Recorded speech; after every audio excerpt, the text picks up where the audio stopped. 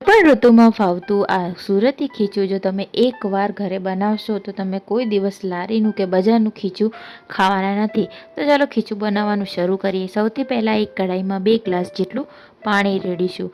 એને સરસ રીતે ગરમ થવા દઈશું, એક ઉકાળો આવવા દઈશું. હવે એમાં એડ કરીશું મીઠું. તો મીઠું નાખીને પછી આપણે એમાં નાખી દઈશું ઘણો બધો અજમો. અહીંયા મેં જીરું, તલ બધું નાખી દીધું છે અને એને પણ સારી રીતે એવું ઉકાળવા દઈશું. હવે આપણે એમાં એડ કરીશું ઈનો. અડધી ચમચી જેટલો ઈનો આપણે એડ કરવાનો છે અને એને પણ સારી રીતે ઉભરો આવવા દેવાનો છે. હવે એમાં આપણે નાખી દઈશું ચોખાનો લોટ. હા, તો ખીચું બનાવવા માટે તમારે આમાં એડ કરવાનો છે ચોખાનો લોટ અને એને વેલણની મદદથી સતત હલાવતા રહીશું.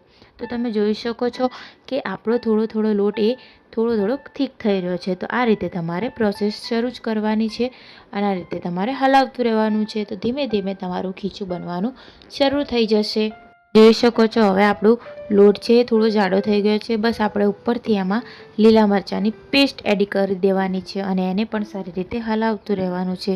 અને આ પ્રોસેસ કરતી વખતે તમારે ગેસની ફ્લેમ એકદમ ઓફ રાખવાની છે અને હવે આપણે ઢાંકણ ઢાંકી દઈશું અને અહીંયા આપણું સુરતી ખીચું છે એ રેડી થઈ ગયું છે. તો ચલો હવે આપણે એક પ્લેટમાં એને સર્વ કરી લઈએ. તો તમે જોઈ શકો છો એ સરસ મજાનું ખીચું આપણું અહીંયા રેડી થઈ ગયું છે. હવે એની ઉપર આપણે લાલ મરચું નાખીશું. થોડું તમને ભાવતું હોય એમ તમે નાખી શકો છો. અહીંયા મેં અડધી ચમચી જેટલું લાલ મરચું લીધું છે. ઉપરથી અહીંયા મેં થોડું સિંગ તેલ એડ કરી દીધું છે. તો બસ હવે આપણે એને એન્જોય કરીશું. મળીશું નેક્સ્ટ વિડીયોમાં.